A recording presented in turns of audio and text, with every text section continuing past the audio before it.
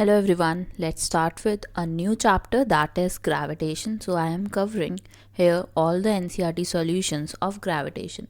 We will do one by one. So let's start with question number 1. This is in text question. So it says state the universal law of gravitation. तो हमें बताना है कि universal law of gravitation है क्या. तो आप इसको याद कैसे करोगे, बहुत आसान तरीका है याद करने का. So it says every mass in this universe attracts every other mass with a force which is directly proportional to the product of its masses.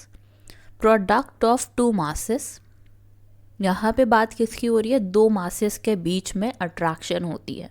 तो हम मान के चलते हैं कि हमारे पास दो मासेस हैं, let it be m1 and m2, और उन्होंने क्या बोला that you have to take the product of it. तो मल्टीप्लिकेशन आ गया.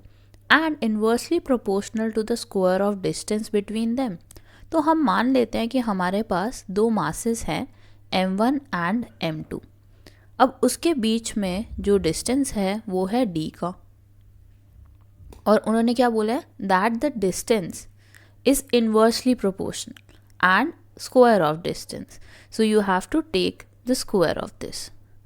Now we have m1 into m2 over d square.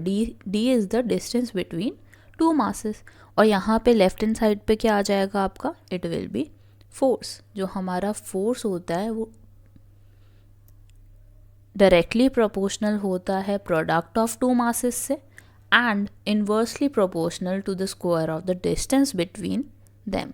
So this is how you need to remember the universal law of gravitation.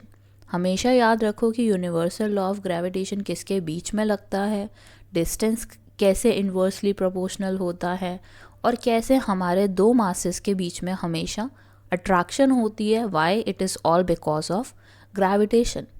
So this is how you need to express the universal law of universal law of gravitation, and you need to write the formula too.